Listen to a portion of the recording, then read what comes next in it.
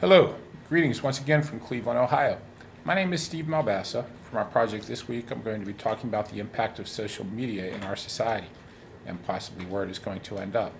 That's something of a fool's mission because who would have thought any of this would be possible just even 5 years ago? Nonetheless, we're going to take a stab at it. Right now, we're going to look at social media as a developing force in society. Hopefully, I won't make myself look too ridiculous here. Real quick short history of social media. It started with mainframe computers in the 1970s, continued with early internet precursors and providers, groups such as AOL, Prodigy, and GeoCities. First modern site that can be considered social media was Friendster. It was the first site that looked like what we think of today as social media. They're still around, by the way. Worlds of Warcraft continued from there. It was like a different kind of social media, online games, and massive games where you could design your own characters and play against people online against players from all around the world. MySpace was the first space to allow users to completely customize their own profiles, and it took off from there. The two biggest ones are Facebook and Twitter, obviously, but YouTube allowed video marketing of the individual and pushed the frontier of social media towards that direction. There are other groups called LinkedIn, Google+, Instagram. The list is very long. There are some niche media, social media sites out there. One I found that was the oddest was a group called Ravelry, which is designed for knitting.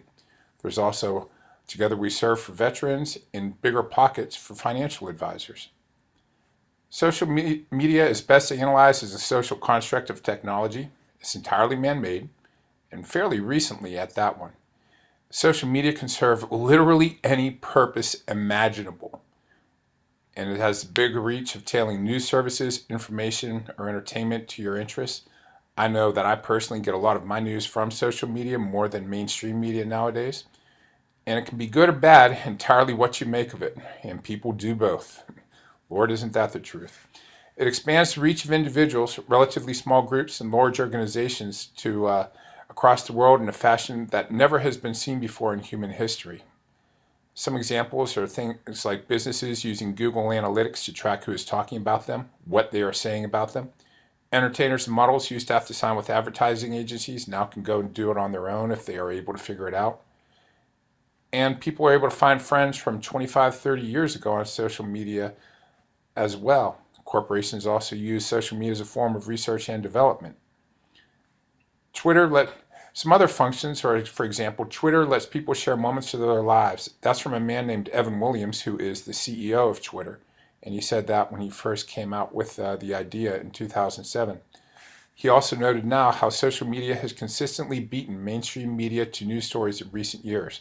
Journalism is now global, social, ubiquitous, and cheap. How does social media make us safer? How does it make us more vulnerable? How is it going to change in the short run? How might it change in the long run? For that matter, what time frame are we talking about with the long run here? Even something like Instagram, which is pretty ubiquitous on the web, didn't even exist just 4 years ago. Not in the degree which it did.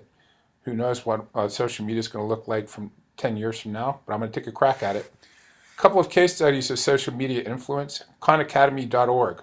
One man basically used social media to entirely revamp education and make a free college level education available for all. That's a great site, by the way. I use it a lot in my classroom. A site I also use is TogetherWeServe.com. It is the best veterans reunion website on the web. I found one of my old drill sergeants there. I was actually happy to see him, believe it or not. He didn't yell at me or make me do push-ups this time. There are many online retailers as well that use social media to expand their influence, track their customers. Another veterans one I like, yes, I'm going to beat the veterans bandwagon here for a while, is a group called RangerUp.com. They do a lot for veterans. They do a lot for law enforcement, firemen, corrections officers, and they have pretty wide reach on social media in veteran circles, and I really can't imagine they'd be able to do it in the old days without social media. It has also been used to solve crimes and circumvent censorship. The case of Derek Medina and Jennifer Alfonso happened in Florida 2 years ago. Mr. Medina killed Miss Alfonso, which was his wife at the time, and posted the pictures on Facebook.